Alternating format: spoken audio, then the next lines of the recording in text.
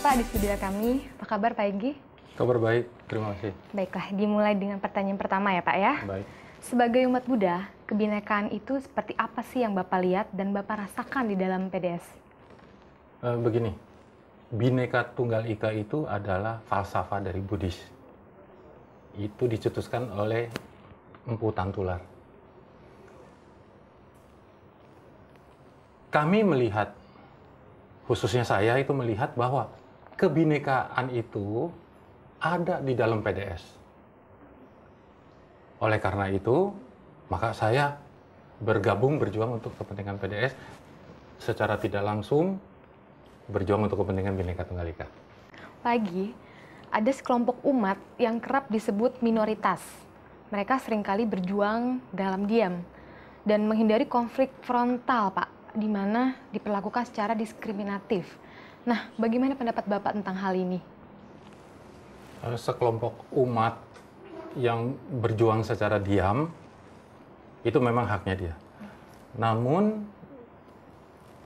apabila mereka selalu memakai cara-cara tersebut, maka kepentingan mereka akan semakin tenggelam dan terlupakan. Jadi kepentingan mereka pun sebagai bagian dari bangsa ini harus terartikulasikan. Jadi tidak bisa lagi memakai cara-cara tradisional dengan diam sudah cukup. Tetapi harus ada organ yang memperjuangkan. Oleh karena itu, sudah saatnya mereka menitipkan aspirasinya kepada kekuatan-kekuatan tertentu atau partai seperti PDS untuk bisa disalurkan. Dengan demikian, kepentingan mereka bisa diakomodir. Karena minoritas itu juga adalah bagian dari kita. Apa yang disebut umat minoritas itu juga membentuk negara kesatuan Republik Indonesia. Bangsa ini kan terdiri dari macam-macam suku bangsa, etnis dan sebagainya. Ini sama dengan lingkungan di dalam suatu hutan, misalnya di Kalimantan. Itu tidak bisa hanya orang hutan saja yang dipentingkan, musangnya tidak diperdulikan, rusanya tidak diperdulikan. Itu harus diperhatikan semua, baru bisa menjadi satu kesatuan habitat. Baru ada kesejahteraan dari keseluruhan penghuni dari hutan itu. Tanpa misalnya babi hutan, macan akan menderita. Tanpa orang hutan, tumbuh-tumbuhan tertentu tidak bisa berkembang biak. Tidak bisa disebarkan. Oleh karena itu saling mengait menjadi suatu kekuatan, yaitu bangsa Indonesia. Jadi yang mayoritas itu sebetulnya bangsa Indonesia. Tidak ada minoritas.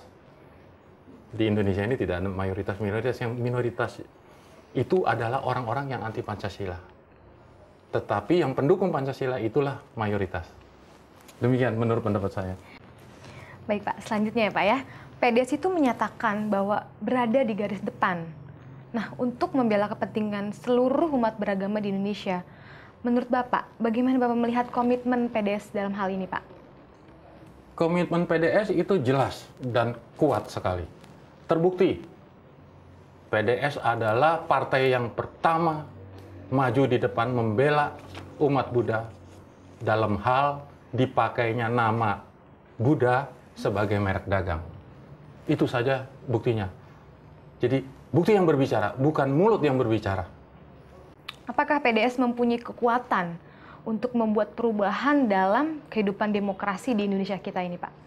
Setiap komponen di Indonesia ini pasti mempunyai fungsi dan juga mempunyai kekuatan. Hanya besar kecilnya. Tapi saya melihat bahwa PDS ini mempunyai kekuatan masa sekarang maupun masa depan. Kedepannya, PDS akan menjadi suatu komponen bangsa yang amat kuat apabila tetap mempertahankan Pancasila dan Undang-Undang Dasar 45 serta kebinekaan. Oleh karena itu dalam perjuangannya PDS akan tetap berorientasi pada pluralisme. Nah, dengan demikian pasti kuat. Baik Pak, terima kasih Pak Gi atas waktunya di studio kami. Kita bertemu lagi di lain kesempatan ya Pak Gi. Ya. Terima kasih.